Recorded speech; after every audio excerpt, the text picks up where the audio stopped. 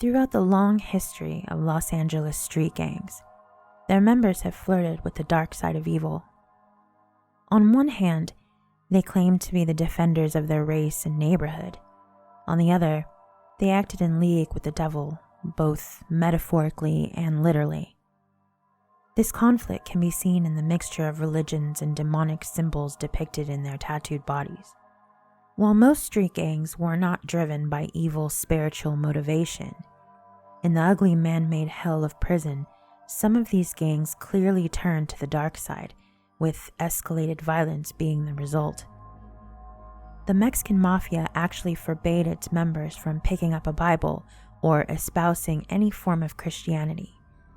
Some members of the Aryan Brotherhood were followers of pagan witchcraft or worshippers of the devil. In taking on these new belief systems, many gang members eschewed the moral codes they had previously ascribed to as part of their religious, superstitious upbringing. In the 1980s, Cuban Marielitos brought Afro-Cuban culture beliefs into Los Angeles drug gang culture.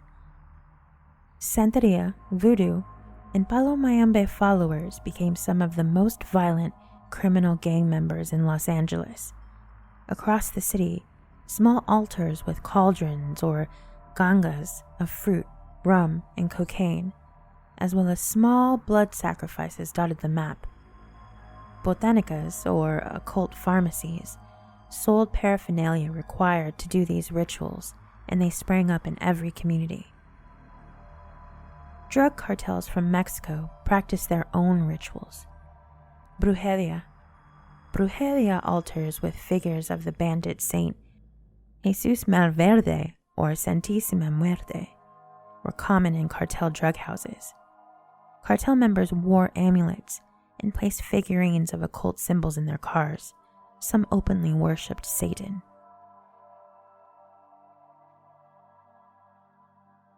The late leader of two of the most brutal narco gangs of Mexico, La Familia Michoacan, and its spin-off, the Knights Templar, also known as El Mas Loco, the Crazy One, Moreno was one of the most wanted and most perplexing of all the narco leaders in the nation that has been rife with warfare among factions, cartels, and vigilante groups.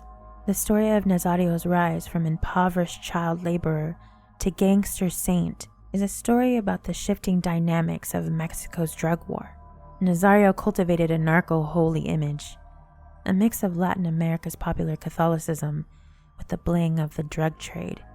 He hailed from a tight-knit community in a valley blighted by poverty, criminality, and the belief of the supernatural. These features all helped mold the narco saint and his legend. In the end, his rule was so brutal and ultimately unleashed Mexico's largest vigilante movement to take him down. Michoacan, where Nazario was born and built his empire, is one of Mexico's most religious states. Shrines to saints cover even the most humble villages. Nazario's name itself, which is an uncommon one in Mexico, invokes Jesus. It means one from Nazareth. The government pressured the federal police to bring in Nazario, which was difficult to do as the kingpin moved in the hills, protected by spies and residents who loved and feared him. When an intelligence tip-off led the Federales to their Christmas party of the maddest one, they had thought that they had killed him in an epic gun battle that resulted in the deaths of some 50 cartel members and 5 police officers. The Saint Nazario statuettes that began appearing afterwards seemed to show that traffickers had turned their fallen drug lord into a saint after his combat death. But Nazario had escaped in the melee. He could have used his fake death as a chance to retire in the Caribbean with his millions. Instead, he took the opportunity to turn himself into a deity. The first action the ghostly Nazario took was to rename his mob the Knights Templar, after the Jerusalem-based Crusaders who fought for Christendom between 1119 and 1312. The gunslingers became the Templars, sacred soldiers. The red Templar cross became an identifiable graphic in safe houses and on guns, a brand symbol. The maddest one even made up a coat of arms and introduced a pocket-sized book of codes listing 53 commandments the knights had to obey. The Templar concept also allowed the maddest one to expand his religious warrior fantasy. He introduced ceremonies with the Crusader theme, in which gangsters dressed up like knights to initiate new members or to promote operatives. It wasn't all fun and fancy dress, though. Initiates were made up to cut up victims, and in some cases, they were meant to eat their flesh. Nazario's second death came in March 2014. There are competing accounts of what happened, but the Mexican government claims that the Marines found him and shot him in a hideout in the hills. In Texas, many universities celebrate spring break at the same time. It's a tradition known as Texas Week. Mark Kilroy is a pre-med student at the University of Texas, and he had just gotten out for spring break. On Friday, March 10th, 1989, Mark and three friends, Bradley Moore, Bill Huddleston, and Brent Martin, piled into Bradley's Mustang to begin the 9-hour drive to South Padre Island, Texas. They arrived at the popular spring break destination Saturday morning and wasted no time joining the festivities. They sunned themselves on the beach, drank heavily, and partied.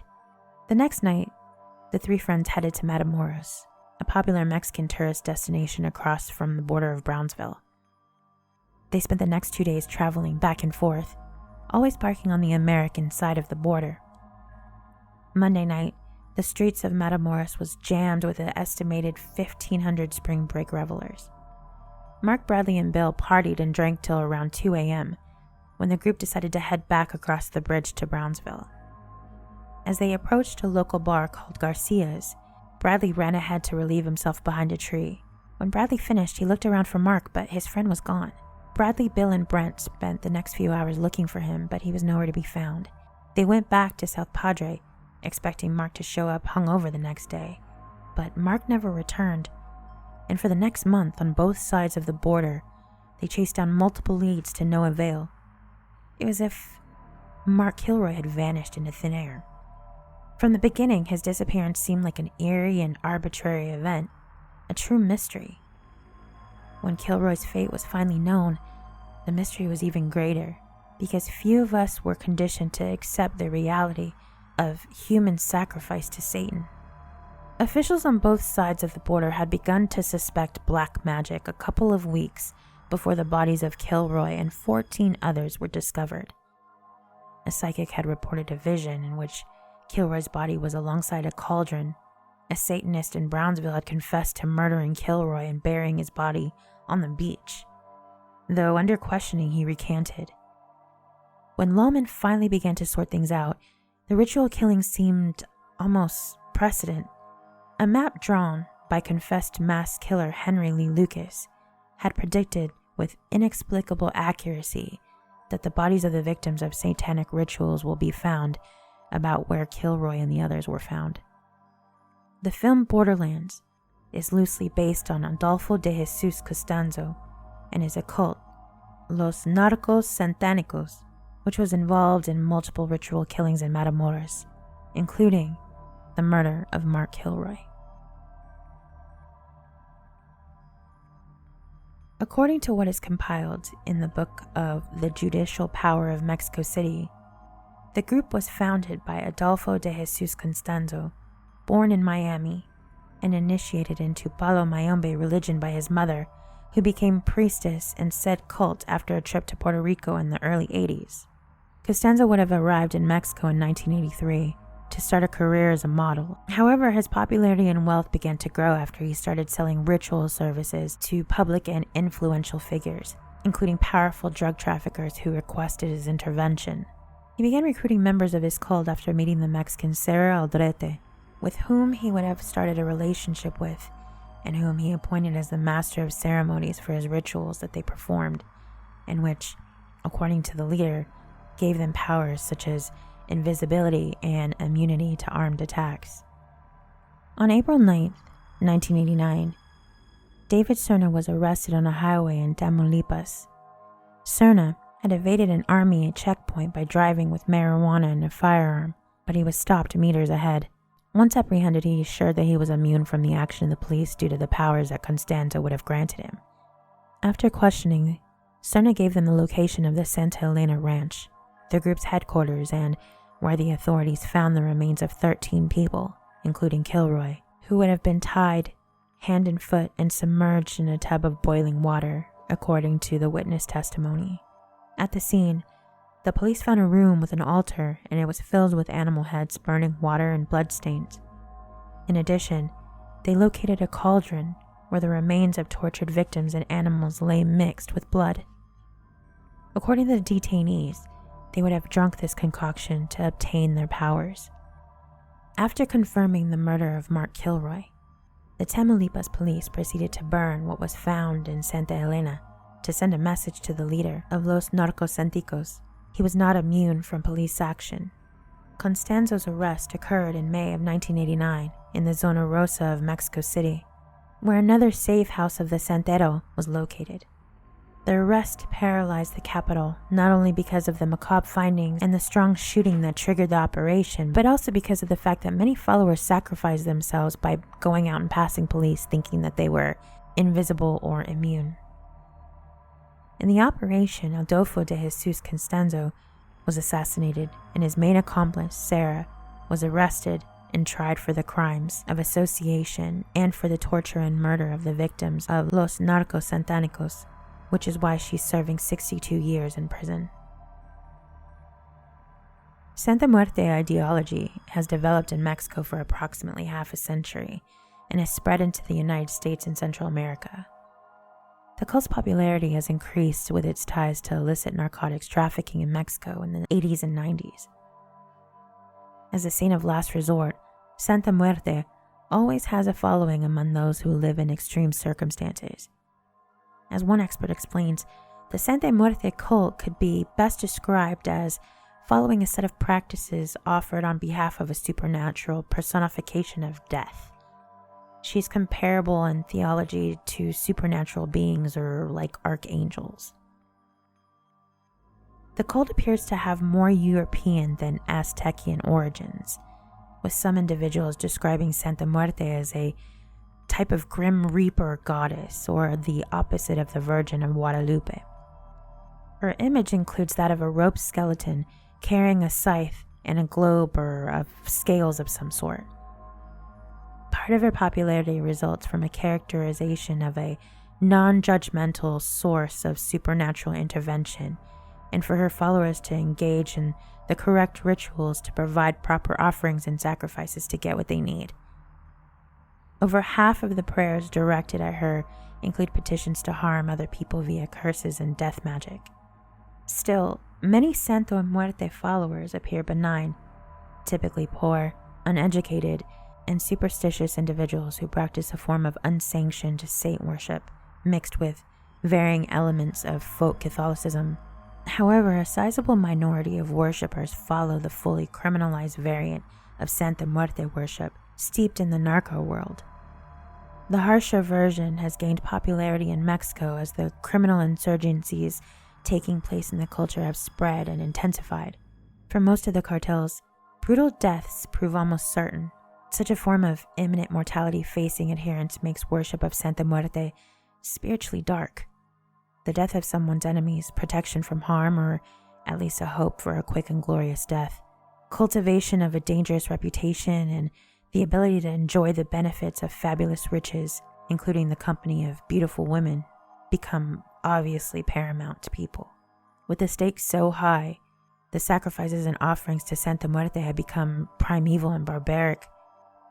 Rather than plates of food, beer, and tobacco, in some instances, the head of victims and presumably their souls have served as offerings to invoke powerful petitions for divine intervention. While not a fully developed religion, Sante Muerte has self-proclaimed priests, temples, and shrines, and many ritualized elements. In 2009, called for a holy war against the Catholic Church. During that same year, the Mexican army destroyed numerous Sante Muerte shrines. Members of the Catholic Church and the army see the growth of this cult as a dangerous development. Sante Muerte rituals vary, and worshippers disagree about how some of the symbolism and the proper procedures to gain the spiritual and physical results petitioned. Adherents generally consider Sante Muerte a jealous and vengeful deity, who demands that her followers conduct the rituals and sacrifices properly to avoid her divine wrath. Candle magic, herbs, oils, amulets, spiritual energy, and various mystical items play an important role. Often the colors and mixtures of these items employed determine ceremonial intent and arrangement on her specific altar. Components of the ritual also hold importance. Candles help focus worshiper concentration and act as a conduit to Sante Muerte, and it helps receive the prayers that are said to her. Smoke from cigarettes, alcoholic drinks spit out, and narcotics smeared on statues are thought to help activate them. The bases of candles and statues also may have items and artifacts embedded in them, and may be anointed with herbs and oils to enhance their powers. The more extreme forms of worship involve bowls of blood, animal and human, at the altar smeared on the religious icons and the devotee as part of a blood pact.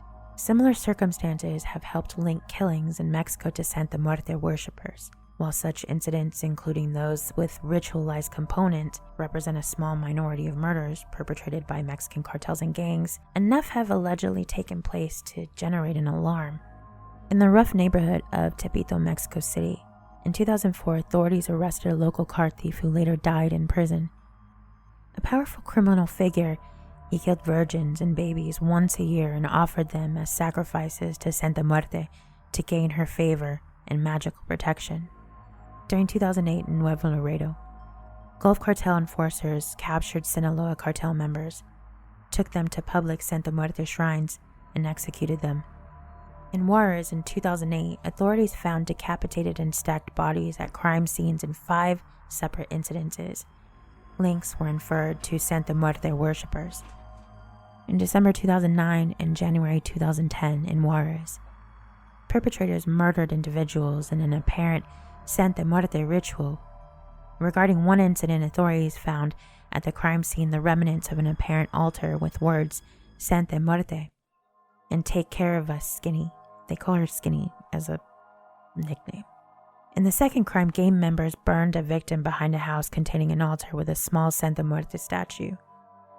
Interviewed neighbors said that the killers, part of the Hillside Gang, asked for something big as a result of the perpetrators performing multiple human sacrifices. In January 2010, a suspect placed a decapitated head by the tomb of a deceased cartel leader. Earlier, after Beltran Leo was killed in his apartment, authorities found related items to the cult of Sante Muerte, suggesting that one of his former gang members may have presented the head as an offering.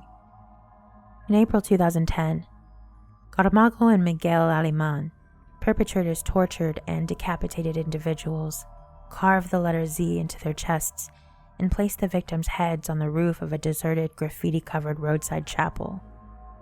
Based on the graffiti messages, the victims belonged to the Gulf Cartel. The perpetrators compromised members of the Los Zetas cartel, which had embraced Sante Muerte as its patron saint. Many of the group members have tattoos of her image on their upper arm or their chest.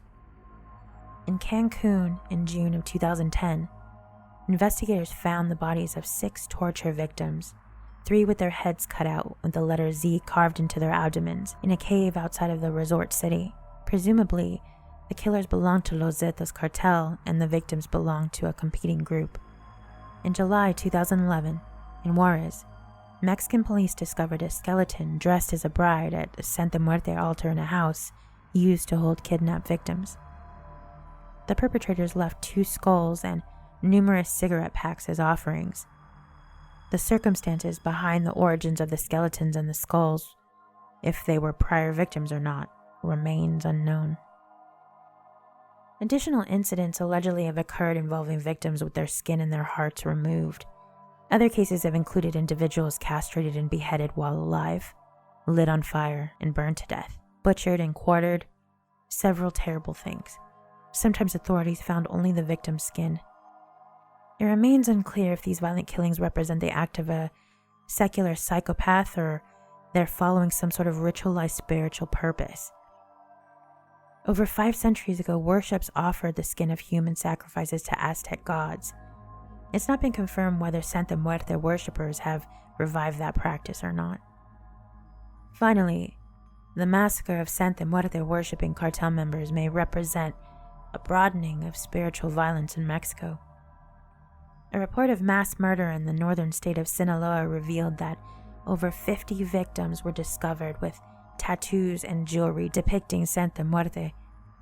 This event took place before 2007 and characterized a failed raid on Sinaloan-controlled territory being brutally avenged.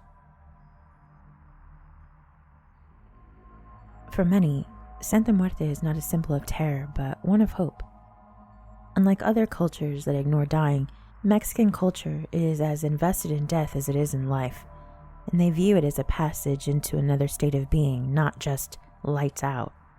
In regards to these values, Sante Muerte is a figure that is rejoiced by many, and she is a tie to loved ones in the afterlife. Additionally, Sante Muerte doesn't discriminate against minority groups and LGBTQ+ citizens in the way that certain churches may.